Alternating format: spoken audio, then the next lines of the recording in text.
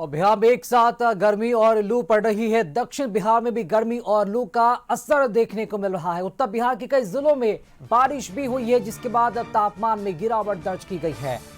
इस वक्त की बड़ी और अहम खबर आप देख रहे हैं। मौसम विभाग से एक बड़ा अपडेट सामने आया है कि बिहार में एक साथ गर्मी और लू पड़ रही है और दक्षिण बिहार में गर्मी और लू का जो असर है वो देखने को मिल रहा है। वहीं अगर उत्तर बिहार की बात की जाए तो कई जिलों में बारिश भी दर्ज की गई है, जिसके कारण जो ठंडी हवाएं हैं मौसम को सुहावना बनाती हुई नजर आ रही है। लेकिन अगर बात की जाए दक्षिण बिहार की तो बिल्कुल वहां पर उल्टा असर है, क्योंकि यहाँ पर भयानक गर्मी और लू का असर है और टेम्परेचर 40 के पार है। ऐसे में जिला प्रशासन की तरफ से स्कूली बच्चों को राहत देते हुए समय सारणी में बदलाव किया गया, लेकिन लगता है कि शायद उससे भी बात नहीं बन रही है और यही स्थिति रही, यही गर्मी और लू का असर रहा तो शायद स्कूलों को जल्द ही अब बंद भी करना पड़ सकता है। ऐसे में इंतजार रहेगा जिला प्रशासन के आदेश का। उन आदेश में छोटे छोटे बच्चों को राहत कब तक मिल पाती है। फिलहाल बिहार में एक साथ गर्मी और लू का सितम देखने को मिल रहा है।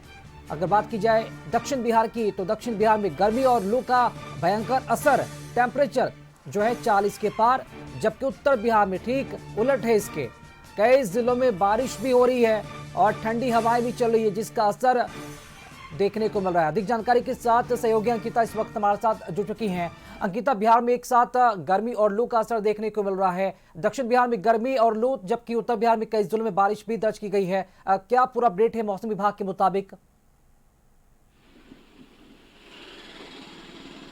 बिल्कुल राकेश, देखिए बिहार में फिलहाल अभी मिला जुला हुआ मौसम है। एक तरफ राजधानी पटना, गया और इसके इर्द गिर्द के जो इलाके हैं, जिले हैं, वहाँ पर उमस भरी गर्मी है। देखिए किस तरीके से लगातार जो है 40 डिग्री से अधिक टेम्परेचर रह रहा है और ऐसे में लोगों को घर से निकलना मुश्किल है, जीना मुहाल हो चुका है। लोग कोशिश कर रहे हैं कि सवेरे अधिक से अधिक काम निपटा ले या फिर शाम के समय में काम निपटा सके। दोपहर में निकलना बिल्कुल मुश्किल सा लग रहा है। तो वहीं दूसरी तरफ पूर्वी चंपारण, पश्चिम चंपारण, अररिया तरफ की बात कर ले तो वहाँ रेड अलर्ट दिया गया है मौसम विज्ञान केंद्र की तरफ से। वहाँ आंधी पानी बारिश हो रही है। सिर्फ पूर्वी चंपारण, पश्चिम चंपारण की बात नहीं करे राकेश, उसके आसपास जो है अररिया, किशनगंज, इधर शिवहर, सीतामढ़ी, दरभंगा, समस्तीपुर, इस सब सारे इलाके में जो है वो बारिश के जो है वो आसार है और बारिश कई जिले में हो भी रही है।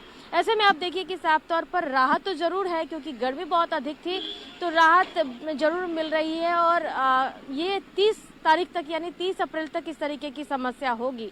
लेकिन इन सब के बीच जो कई ऐसे फसल हैं, खास करके गेहूं की बात कर ले तो अभी भी कुछ ऐसे किसान हैं जिनके फसल अभी भी खेत में लगे हुए हैं। तो ऐसे में उनके लिए थोड़ी सी समस्या हो रही है जहाँ पे बारिश हो रही है। जैसे कि मधुबनी तरफ की बात कर ले तो अभी भी कई ऐसे खेत हैं जहाँ पे गेहूं लगे हुए हैं, तो किसान अभी तक फसल काट कर नहीं लाया है, तो समस्या वहाँ होगी। लेकिन वहीं दूसरी तरफ बात कर ले तो दलहन की फसल के लिए ये बहुत रामबाण साबित हो रहा है, कारगर साबित हो रहा है। पानी की जरूरत है किसानों को और ऐसे में जो ये प्राकृतिक अगर जल मिल जाए तो इससे बेहतर और क्या होगा। और ऐसे में बारिश बहुत खास हो जाता है उनके लिए। तो ये अभी जितने सारे जो दलहन के फसल है उनके लिए जो है ये बारिश काफ़ी अच्छी बातें हैं।